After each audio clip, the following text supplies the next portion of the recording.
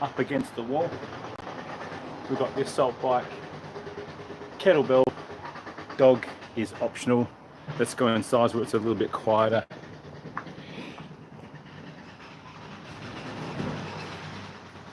Alright guys, welcome to today's workout recap. So as I said out there, I've got the mat up against the wall, so we're going to do something against the wall. We've got one kettlebell, I've got 24 kilo, pick the weight that works for you, and I've got the assault bike, and of course again just a bit of space on the floor for another movement. So this is another, I'm going to call this a little bit of muscular endurance, simply because we're going to be using our shoulders quite a fair bit, and I'm not looking at going fast in any way, shape or form, but I'm looking to go at a nice sustainable pace on the activities that we're going to do. So the first one, that mat against the floor, that is for what I simply call a gecko, or if you've followed CrossFit of late, you'll know that they call them a wall walk. That is basically where you're going to start with your chest on the floor. You're going to come up, you're going to walk your feet up the wall, and you're going to walk them up until you are nice and close, your hands are locked out.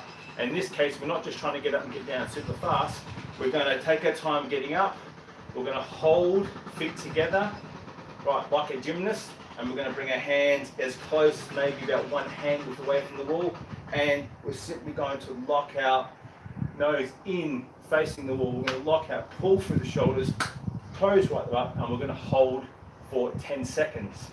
Imagine you are a diver and you are here and you are just about to bring the hands into the water to break the water. So I'm not looking up, I'm looking straight away through, and my hands are here.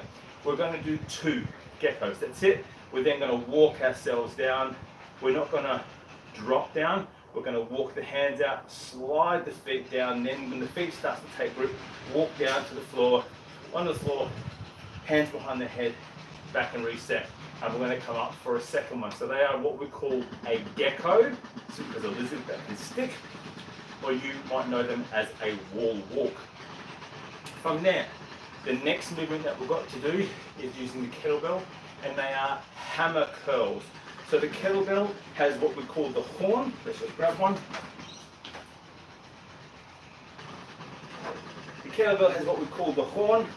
The horn is the handle, and we're going to grab that on the outside, and in a standing position we're going to do hammer curls. So I'm going to straighten my arms out, I'm going to pull them up, I'm going to bring them back down, and again I'm going to tuck my elbows in. You pick a weight that you can handle, because you're going to have to grip this. You can't just use it with a dumbbell and have a loose grip and have the head holding through. You have to grip, otherwise the kettlebell will not rotate. So you're going to get a bit of forearm work, you're also going to get a bit of biceps, and tuck the elbows in, definitely triceps for the lower phase. And we're going to do a step 12. The next movement with the kettlebell, we're going to take that, we're going to come into a high pull, and the trucks are noisy today. We're going to come into a high pull, and again same thing, we're going to start with the hands on the outside, and then they're going to come rotate into the middle. So what I'm going to do here, I'm going to high pull up, elbows nice and high, and I'm going to simply slide the kettlebell up and down on my sternum. Elbows nice and high and down, and again that's why we're using a heavier kettlebell. The final movement is a zoom movement, which is where geckos also come from, and it is simply a walkthrough. So those of you with kick sits, we're going side to side. The walkthrough in this case is different. We're simply going to walk to the front. So same starting position as kick sits in the bulldog. We'll simply lift one hand and we'll stride forward, and we're trying to get the inside leg through to the front. So from here, I'm going to step leg through to the front. Okay, so my hips have to be wide open. I'm not stepping out to here, I'm stepping through to the front. That's going to focus on the hips and put a lot more pressure on me to do so. I'm going to slide back, step forward, come through. Again, I've got to open the hips up, step back and down. Whereas in kick sits, we keep both of our hands planted and we go side to side and we rotate through our lower lumbar. This thing here is about driving that hip up and out and letting the other hip come through. And again, we're going to do 6 each side for a total of 12. So 12 on the high pull, 12 on the curls, 12 on the walk-throughs, 2 for the geckos.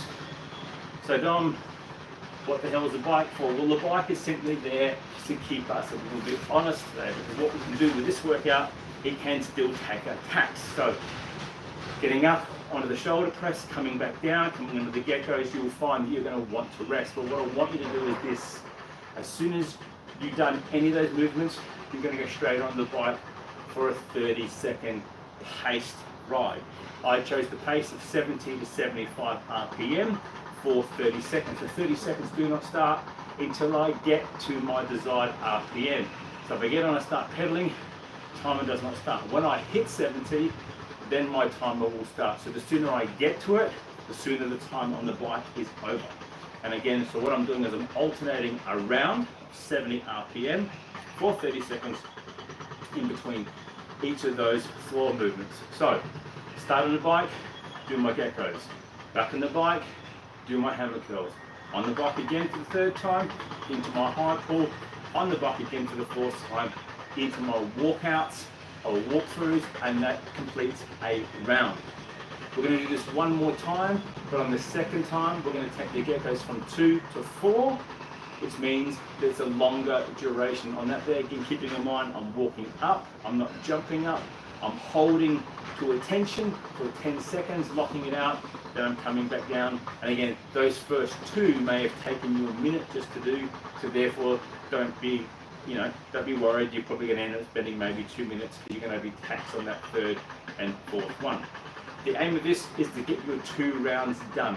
Then in whatever time is left remaining until the clock hits 24 minutes, I simply want you to get on the bike and pick a sustainable pace. Now, it may not be 70 RPM, but it's got to be at least 60 RPM or there upwards.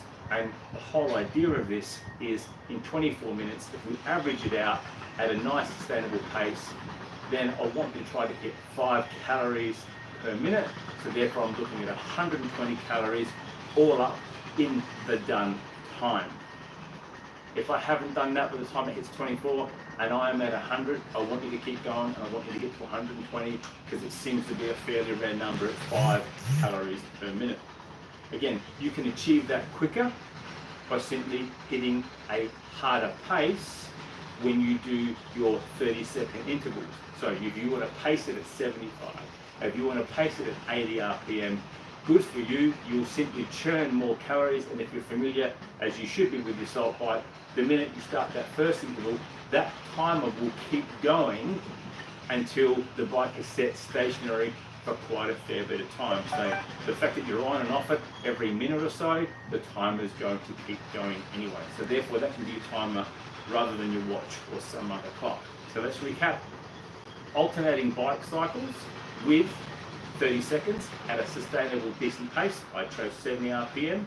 First round, 2 geckos, 12 hammer curls, 12 high pulls, 12 walk-throughs, 6 and 6. That's the first round. Alternate that with the bike. Second round, the only thing that changes is the geckos become 4. Now, if you're doing this at home and you don't have this gear, you can still do geckos. That's fine with me. If you can't get right up the wall, you can just get up to 45 degrees. That's fine.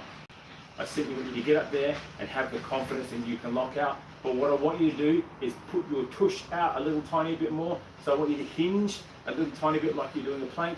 So that way then your hips don't sag and you're not afraid of falling and collapsing on the floor. So stick the butt up a little tiny bit, and therefore you can push into the wall.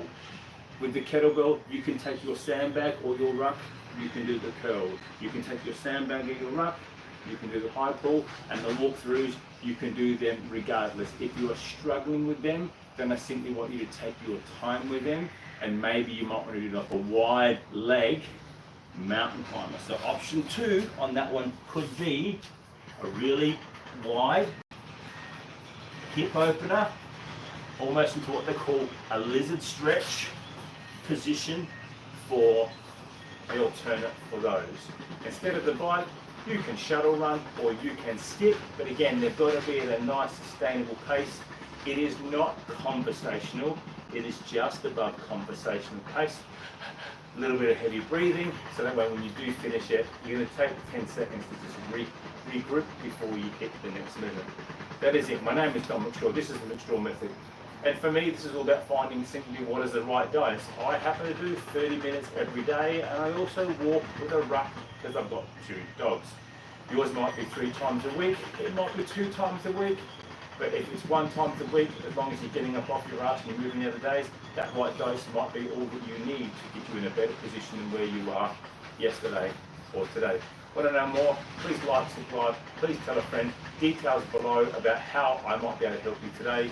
If that's the case, jump on the call, no obligation, let's chat, let's see if what we do can help you too. Cheers.